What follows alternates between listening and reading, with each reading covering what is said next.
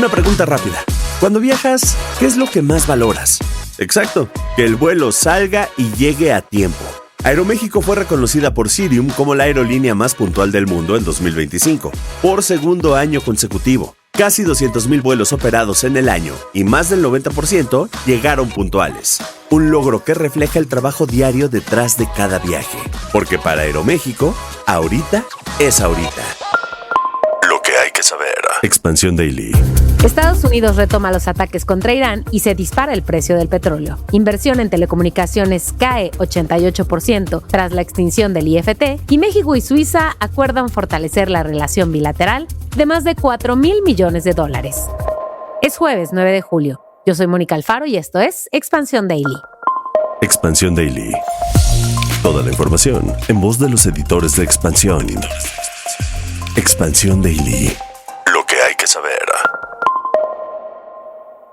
Te doy la bienvenida a este episodio de la Expansión Daily. Suscríbete y activa las notificaciones de este podcast para que no te pierdas ninguno de nuestros episodios. Hoy está conmigo Octavio Torres, reportero de Economía en Expansión. Octavio, ¿cómo estás? Encantado de estar aquí, Moni, contigo y bueno, con todos los que nos escuchan. Traemos un montón de información bien importante.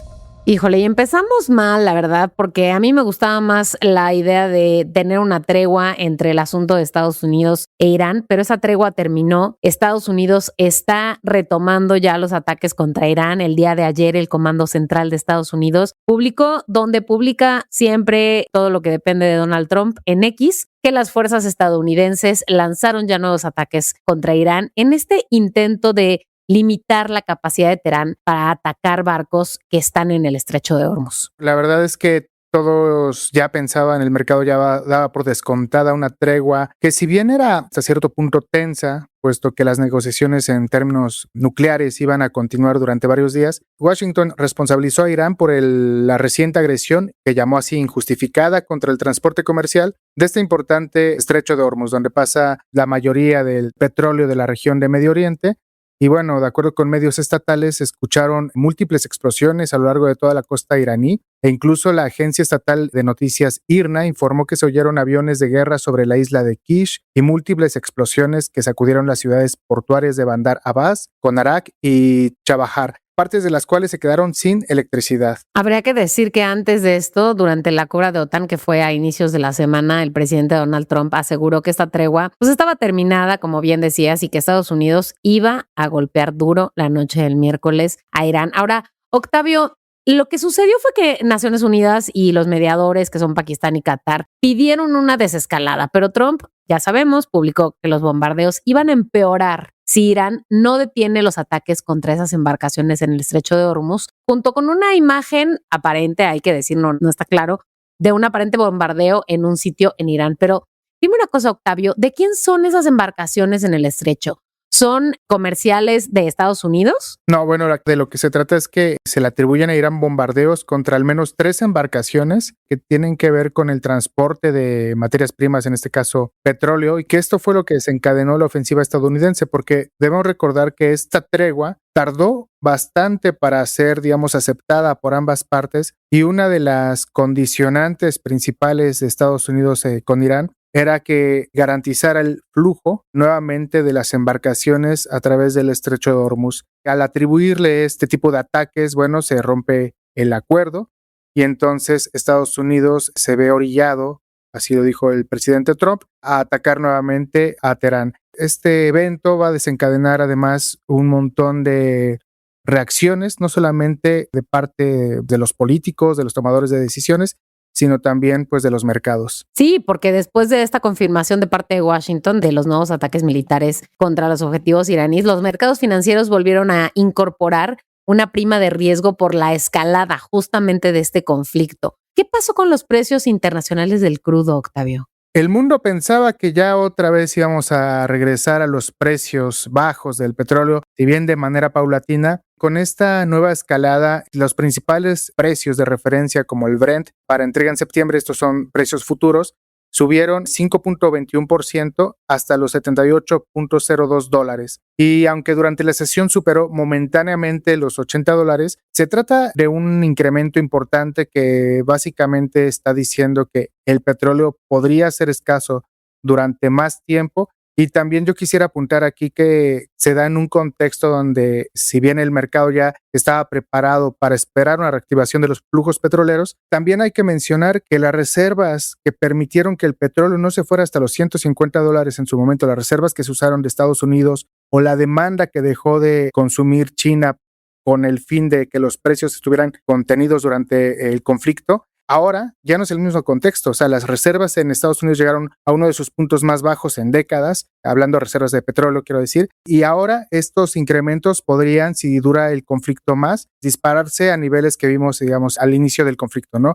Hasta los $120 o incluso más, según los analistas. Por ejemplo, el West Texas también avanzó 4.3% hasta los $73.52 por barril. Es que la incertidumbre geopolítica no ayuda en ningún lugar, ni en México, por supuesto, ni en Estados Unidos, y lo que hizo en este caso es elevar el apetito de activos considerados activos refugio, como hemos dicho en otras ocasiones, presiona los rendimientos de los bonos del Tesoro estadounidense, y lo que va pasando es que las bolsas terminan con un comportamiento mixto. Aquí tú vas a poder explicar esto mucho mejor que yo, pero ¿qué pasó con el Dow Jones? Donald Trump comunicó esto, bueno, el gobierno de Estados Unidos comunicó la reanudación de los ataques poco después del cierre de mercados. Ya la sesión había sido mixta, ya había incorporado cierta prima de riesgo y aún así, pese a que retrocedieron los principales índices como el S&P 500 que perdió 0.28% o el Dow Jones que retrocedió más de 1%, aún así, el Nasdaq había logrado avanzar 0.20%, pues gracias a las tecnológicas vinculadas con el boom de la inteligencia artificial. Sin embargo, ya revisar, digamos, después del cierre de sesión, los precios de los futuros de estos mismos índices, pues se ve un retroceso, ¿no? El Nasdaq estaría perdiendo al amanecer, si no pasa nada extraordinario, el avance que tuvo este miércoles, y así los mercados se irán ajustando según se vayan desenvolviendo los conflictos geopolíticos. Además, bueno, el peso, aunque cerró en 17.57, que todavía es considerado un nivel hasta cierto punto bajo en términos del dólar, aún así fue una depreciación del 0.35% en comparación con el billete verde. Y bueno, la preocupación que existe en los inversionistas está en que pudiera haber una mayor escalada militar que afectara el tránsito por este estrecho, el estrecho de Hormuz, que hace que por ahí circulen una quinta parte del petróleo que se comercializa en el mundo. Así que bueno, el final de esta tregua tiene todavía mucha tela donde cortar, lamentablemente.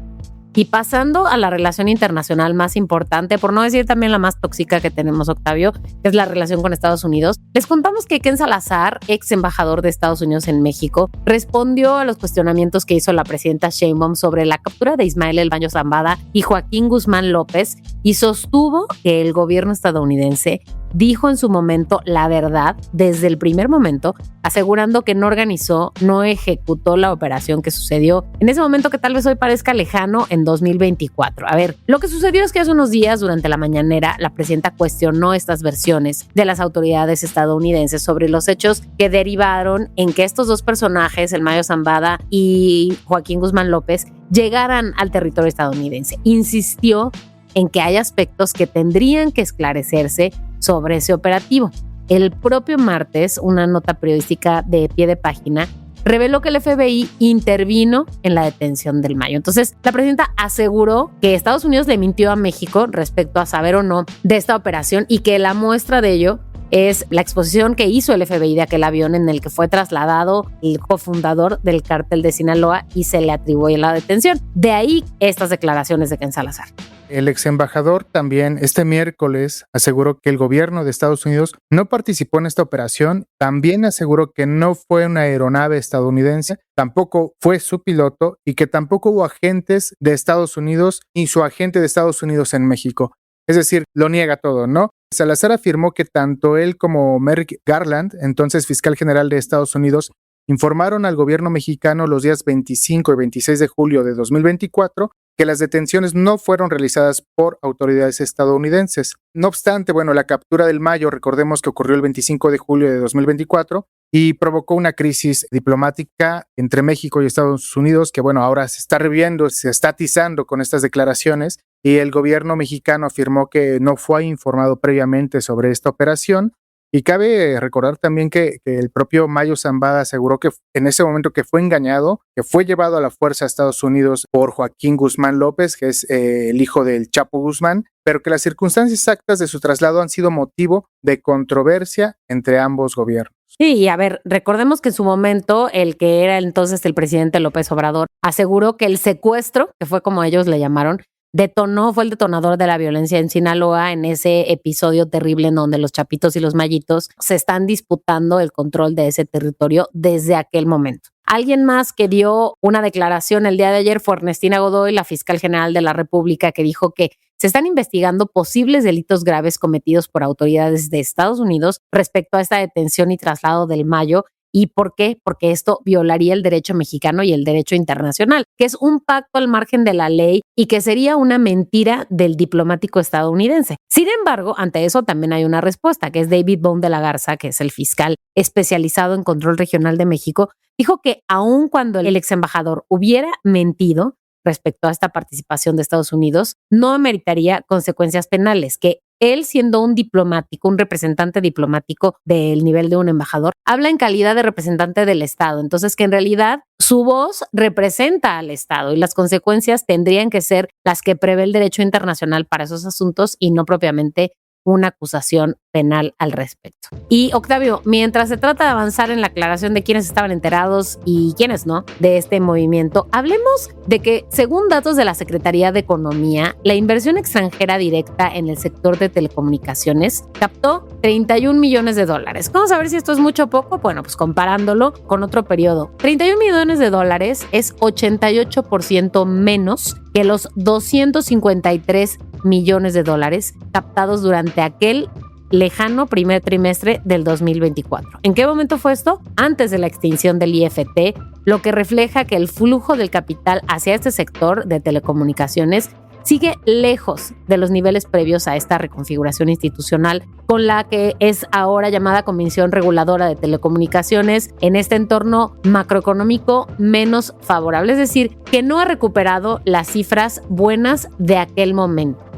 Acá lo que debemos decir es que es real esto que todo el tiempo los expertos nos tratan de explicar, de que la incertidumbre sí frena las inversiones. Creo que este es un ejemplo muy claro. Nuestra colega Ana Luisa Gutiérrez en su nota nos lo cuenta con lujo de detalle, y es un ejemplo muy claro de cómo sí la incertidumbre para los inversionistas, en este sentido la incertidumbre regulatoria, sí puede frenar la llegada de dólares que a la vez desencadenan la creación de empleos, el crecimiento económico y en general el bienestar para todos los que vivimos en este país. La transición regulatoria aún no se refleja en la inversión tras los cambios institucionales derivados de la reforma en materia de simplificación orgánica. Esta reforma fue impulsada por la administración de la presidenta Claudia Sheinbaum y como parte de este proceso, recordemos que se creó la Agencia de Transformación Digital y Telecomunicaciones, que es la responsable de la política pública del sector, mientras que la Comisión Reguladora de Telecomunicaciones comenzó operaciones apenas en octubre del año pasado. Como órgano desconcentrado de esa dependencia, ha pasado poco tiempo. Si lo vemos en términos de inversión, un inversionista necesita ver que funcionen las regulaciones. Y bueno, también al mismo tiempo se ha fortalecido al TAN y la CFE como jugadores al ser operados por el Estado. Y bueno, esta transición no sería rápida, ¿no? Los analistas anticiparon que en 2025 sí iba a haber ajustes en la industria justo por esta implementación del nuevo esquema y que este año, en 2026, podríamos ya estar hablando de una nueva etapa de mayor certidumbre. Pero bueno, ese momento aún no llega. Eso es un hecho y eso es lo que se está viendo. Esperemos que eso vaya cambiando a lo largo de lo que resta del año, y los especialistas en competencia económica y telecomunicaciones con los que habló nuestra colega dicen que la evolución de esta inversión va a depender en buena medida de las señales que envíe este nuevo regulador, consolidándose realmente, teniendo un calendario predecible para la asignación del espectro radioeléctrico, revisando el esquema de derechos que pagan los operadores y sobre todo teniendo mayor certidumbre para los proyectos de largo plazo. Octavio, cambiemos de tema porque como lo adelantamos aquí hace unas 2 semanas en el Expansión Daily, la presidenta Sheinbaum y Guy Parmelin, que es el presidente de la Confederación Suiza, acordaron fortalecer la relación bilateral de más de $4,270 millones. Si bien es cierto, no nos vimos en la cancha con Suiza durante el Mundial, sí nos vemos en el terreno económico, y lo que se está destacando es que ya tenemos un acuerdo comercial con ellos y la idea es actualizarlo, independientemente de que sigamos ampliando y diversificando nuestras relaciones con otras regiones del mundo, ¿no? Sí, bueno, también Guy Parmelin, el presidente de la Confederación Suiza, informó a su vez que hay diversas empresas de este país que ya están interesadas en invertir en México y que contribuirán a la implementación de justamente del Plan México, que es un plan que lanzó la presidenta Claudia Sheinbaum para tratar de reindustrializar varios sectores en el país, para fortalecer lo hecho en México también y al mismo tiempo fortalecer las cadenas productivas que tiene con Norteamérica, ¿no? A la vez también comentó que los intercambios económicos y flujos de inversiones entre Suiza y México están aumentando constantemente. Si bien 4.270 millones de dólares es una cifra pequeña en comparación con el comercio, por ejemplo, que se tiene con Estados Unidos, es una muestra de que hay un interés creciente de empresas suizas para invertir en México y bueno, aseguró que actualmente Suiza es el 6º país en volumen de inversión en México. Nada cercano a la importancia de la relación comercial con Estados Unidos, sin duda, pero claro que es importante. Y bueno, empieza la racha de cuartos de final del Mundial, un espacio en el que ya no estamos como selección, sí como audiencia, pero no como selección. Pero eso no quita que nosotros estemos olvidándonos del futuro de nuestra selección, muy prometedor por lo visto. Aunque no lo parezca, no todo está perdido. Expansión Daily. Y es que se inició oficialmente ayer la nueva era para la selección mexicana con el nombramiento de Rafael Márquez como director técnico, esto de acuerdo al comunicado que hizo la Federación Mexicana de Fútbol. Y esta designación tendrá como misión dar continuidad al proyecto denominado Proyecto 2030, que empezó el pasado 1 de agosto del 2024 cuando Javier Aguirre fue nombrado entrenador de la selección, pero con Rafa Márquez como su asistente. Sí, bueno, a ver, Rafa Márquez jugó un papel fundamental en este proceso que encabezó Javier Aguirre para este Mundial 2026. Se destaca este nombramiento porque llega después de haber formado todo este casi movimiento del ICC y nosotros estábamos esperando realmente la noticia de quién iba a encabezar ahora la llegada al Mundial 2030, que además va a ser histórico porque se cumplen 100 años de este torneo y se jugará en varios países, digamos, si este ya fue hasta cierto punto peculiar por jugarse en 3 países, el de 2030 va a ser emblemático en este sentido. Y bueno, si bien Márquez participó de manera directa en la preparación, la competencia y el desarrollo de la selección en este mundial, ahora tendrá que encabezar realmente las mesas donde se toman las decisiones de los convocados,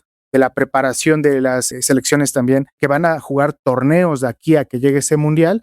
Y él tiene una trayectoria que como jugador, bueno, es brillante, ¿no? Realmente a quienes les gusta el fútbol saben que Rafa Márquez salió del Atlas, se fue hasta Mónaco, se hizo histórico en el Barcelona y terminó en Europa su carrera en Italia, ¿no? Y después inició su carrera como entrenador en las categorías de formación del Real Alcalá. Que bueno, Moni, tú cuéntanos qué pasó ahí, hacia dónde se fue después y cuál es la trayectoria que ahora tiene como director técnico. Después de eso volvió al Barcelona, ya también en este lugar de director técnico con el Barça Athletic. Y sí tuvo muy buenos resultados con ese equipo juvenil, llevándolo a los lugares protagónicos de esas categorías. Y a ver, habría que decir que no todo buen futbolista podría ser buen director técnico, pero el pasado y el presente de Rafa Márquez pareciera que sí nos muestra que sí puede ser un buen candidato para eso. Digo, Rafa Márquez acompañó a Javier Aguirre en 37 partidos, de los cuales tuvieron 22 victorias, 9 empates y 6 derrotas, además de que la selección mexicana conquistó la CONCACAF Nations League en 24-25